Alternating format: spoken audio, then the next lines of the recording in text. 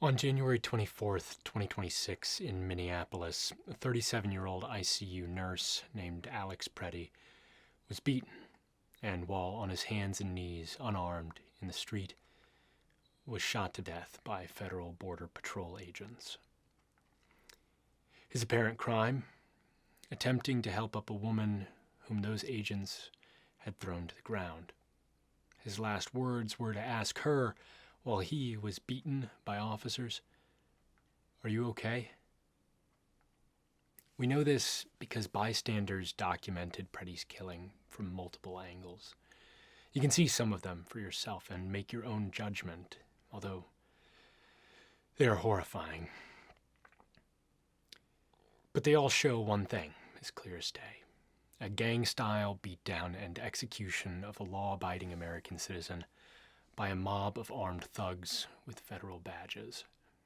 But let's be clear, this was not an incidental act of violence, the unforeseen consequence of a heated situation that went too far.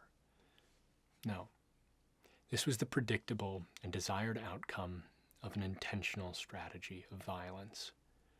In his pursuit of unchecked political power, President Donald Trump has cynically embraced violence as a tool to deepen supporters' dependence on him as a source of truth, to intimidate average Americans into submission, and to provoke passionate opponents into violent reaction.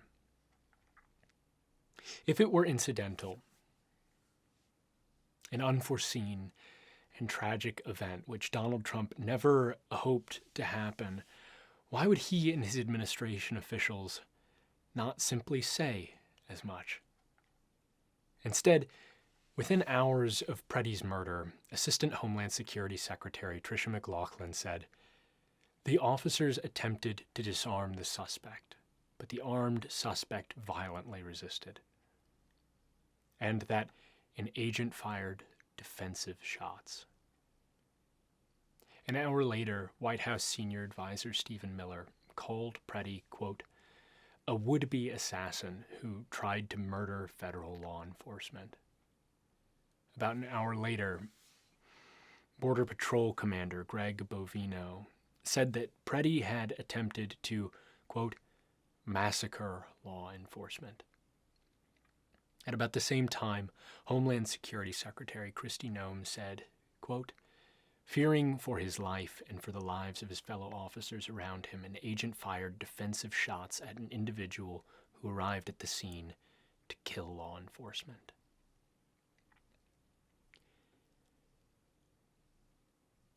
Yet even a cursory review of the copious evidence reveals not one, but all these statements, not merely inaccurate, but baldly false. Pretti approached a civilian to help them, not law enforcement to hurt them. Though Pretti possessed a firearm and a license for it, he never drew his weapon, nor attempted to. Officers did, though, as they removed it from his waistband and only after disarming him, shot him several times until dead. Trump himself, in a rambling Truth Social post shared within hours of Pretti's murder, asked why nobody was protecting his federal agents. If Trump didn't want an innocent man killed, he and his officials would condemn the culprits and praise the victim. Instead, he and his officials have praised the culprits and condemned the victim. Because this was not an incidental, but an intended outcome. Trump's term began with an attempt to abolish birthright citizenship. And yet many defended this as merely politics and posturing. Soon thereafter, Trump used immigration officials to punish and attempt to deport a lawful resident for speaking in support of Palestine. And yet many defended this, claiming wrongly that only citizens are afforded First Amendment rights. Just days later, Trump deported a lawful resident to El Salvador, despite an explicit court order forbidding this, and yet many defended it on the unproven accusation that he was a gang member, claiming wrongly that due process only applied to citizens. Not long after, Trump deported a man to Laos, whose deportation a court had not only forbidden, but who was also, in fact, a U.S. citizen. And yet, many defended it, claiming, wrongly, that there was no proof of his citizenship, since the new standard for presumptive innocence is clearly heritage. And we all know what that means. And just last month, one of Trump's agents shot and killed Renee Good in Minneapolis. And yet, many defended this, arguing that because she had been driving a car near officers, she was guilty of use of a deadly weapon against officers, apparently believing that the appropriate way to punish an alleged crime is to shoot the alleged perpetrator dead in the street without trial. And mere days later, a gang of Trump's agents beat and shot Alex Pretti to death after disarming him, and while he was doubled over on the ground. And yet, still many defended this. Not because he used or even drew a deadly weapon, but merely because he legally had one, apparently believing that the appropriate way to punish the lawful exercise of the Second Amendment is to shoot a legally armed citizen dead in the street without a trial. This is what has happened.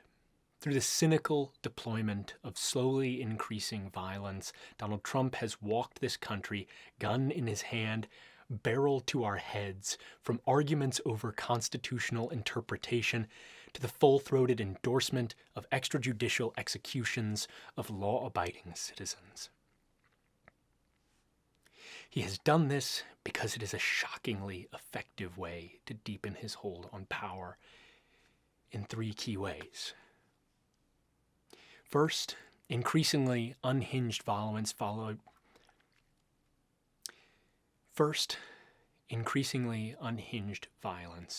by increasingly overt lies corners his supporters into a position so detached from reality that they are entirely dependent on him as a source of truth, raising the psychological barrier to abandoning him. Second, increasingly unhinged violence intimidates those whose opposition is tenuous or who are too vulnerable to risk their own or their loved one's safety in an effort to stand in his way. And third, increasingly unhinged violence may provoke similarly violent responses from those it victimizes or their advocates, allowing the unhinged violence to be cast as justified in the public's eyes, permitting escalation and the seizure of emergency powers. This will continue to get worse before it gets better. But America is beginning to wake up to what is happening because Alex Pretti did not fall for Trump's cynical ploy. He remained moored to reality and clear-sighted about the unjust violence unfolding in his community. He remained unintimidated and took to the streets to stand against and document that very violence. And he remained a moral man who dedicated his final moments not to an ideology of violence, destruction, and fear, but to a humane concern for his fellow man. His last words were, "Are you okay?"